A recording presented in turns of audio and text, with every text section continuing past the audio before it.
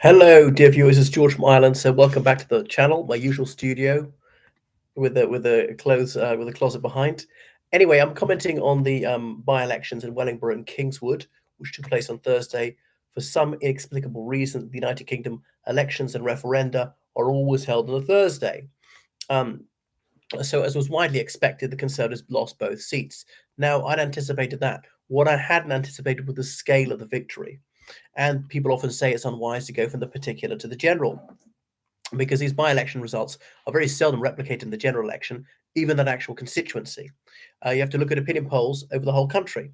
But of course, an opinion poll is just that. It's not an actual election. Nobody votes, and they select 1,000 registered voters for the opinion polls, and they try and do it to be reflective of the diversity of the nation, as in accounting for how many people are women, men, ethnic minority, ethnic majority, living in the different regions, their socioeconomic status, their level of education, their age, and so forth, to give as accurate a picture as they possibly can.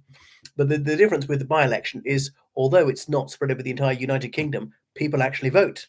They don't just sort of pretend to vote when they're speaking in some survey, and obviously turnout affects that. Turnout tends to be quite low in by-elections. You might imagine as the national spotlight is on that constituency, it'd be high, but that's not the case. Um, anyway, so a truly horrendous night for the Conservative and Unionist Party. So in Wellingborough, there was an 18-point swing was needed for the seat to change hands. Well, it was far more than that. It was a 28.5% swing, and that was the second biggest swing from the Tories to Labour since 1945. A truly horrific result for the Conservative and Unionist Party. In Kingswood, it was 16%, still dreadful. I mean, anything over 10% is really bad. So no surprises there then. But if you look at opinion polls nationwide, Labour's about 17 percentage points ahead, and they've been well ahead for coming up for a year now. I mean, they've been actually ahead for more like 2 years, but they haven't had a double-digit lead since around about July last year. Anyway, it's really bad news. So the Conservatives have lost 4 seats to Labour since in by-election since the 2019 general election, a few seats to the Liberal Democrats, and the Tories have not held many of them. The only good result for the Conservatives, of course, was when the Conservatives took Hartlepool off Labour in 2021, but under very different circumstances. So we look at Kingswood, of course. First of all, the milder result for the Conservative Unionist Party. When Labour were up almost 12 points, the Conservatives down 12 points. Reform UK, formerly the Brexit Party, hadn't even stood there before, and they got 10% of the vote. So that's actually very creditable for a minor party which never had a single MP. And then if you look at the Green Party, they got 3.4% of the vote, which is pretty good for them, because there it is in Gloucestershire, a suburban seat, upper middle class seat. It's very close to Bristol, which is a real stronghold of the Greens. The Greens being the second biggest party on Bristol City Council, and the Greens' main target seat for Parliament is actually in Bristol. Unfortunately for them, what's her name, Thaganam Debonair, holds that seat for Labour. It's a safe Labour seat. So the Greens have got something like 10% of the vote. Labour's got over 50% of the vote.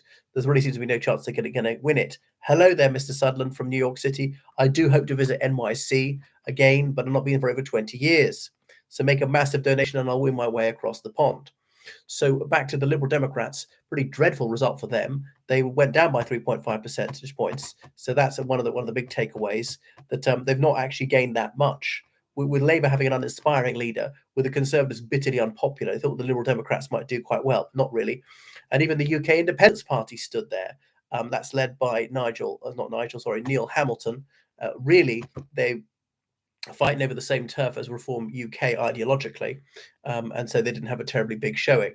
So, going on to some local factors, if we look into Wellingborough, where Peter Bone, formerly Britain's meanest boss for paying the lowest wages in the UK in the 1990s, that veteran Conservative MP, he was suspended by the Parliamentary Standards and Privileges Committee a long suspension for overbullying his staff, which automatically triggered a by-election in which he was entitled to stand, but he chose not to throw his hat into the ring. His girlfriend stood in, again as the Conservative Party. So the Conservative Party's egregiously horrific result is partly because of the scandal surrounding him. He left under a cloud, and rather than have a clean break with Mr. Bone by having his lady friend stand in the Tory interest, this just made that carry on.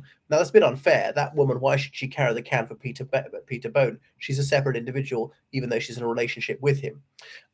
So it is a bit contentious the way that this Parliamentary Standards and Privileges Committee can actually kick you out of your seat. And yes, you can contest it again just because you did something contentious, bullying staff. Not that I'm saying bullying staff is good or bad, but can we not wait till the next general election? The good people of Wellingborough could have returned to Parliament had they wished to do so. But back to this. So Labour were up almost 20 points, but it was even more emphatic rejection of the Conservative Unionist Party, down 38 percentage points. So that was horrific, and what used to be a very safe Conservative seat in rural Northamptonshire.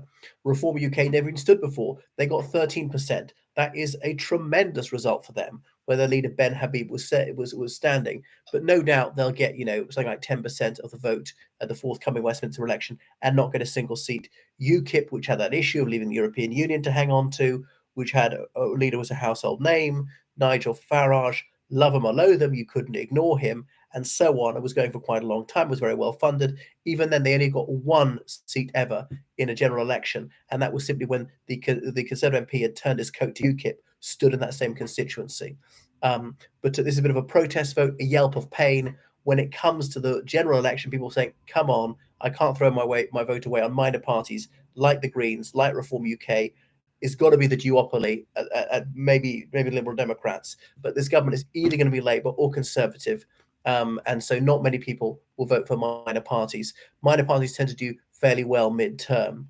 And an independent got 3.7% of the vote there in Wellingborough. The Liberal Democrats, pretty dreadful again. It's not very strong territory for them, down 3 percentage points. I was thinking of saying about Kingswood, because although they've never held Kingswood, the Liberal Democrats, or not even been runner-up for a long time, it is close. It's more or less Southwest England. Southwest England used to be a real fortress of the Liberal Democrats. Used to have about a third of their MPs in that area, which is only about 5% of the UK population.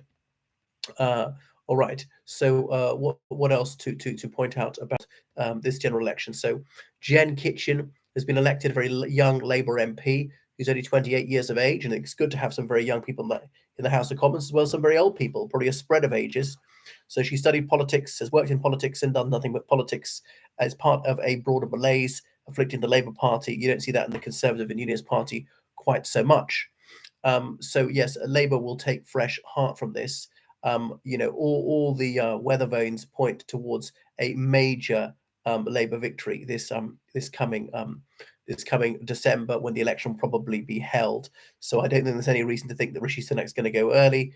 I can just pray that things go right for him. There's a big scandal. The Conservatives have been cautiously optimistic. There've been some fairly good news at the start of the year, but now the United Kingdom is in a technical recession, so there's every reason to be really down in the dumps and melancholic, and that's why they say over 150 Conservative MPs are going to say bon voyage to the House of Commons this election, because they realise if they don't stand down, they can be defeated anyway. Spare themselves the humiliation.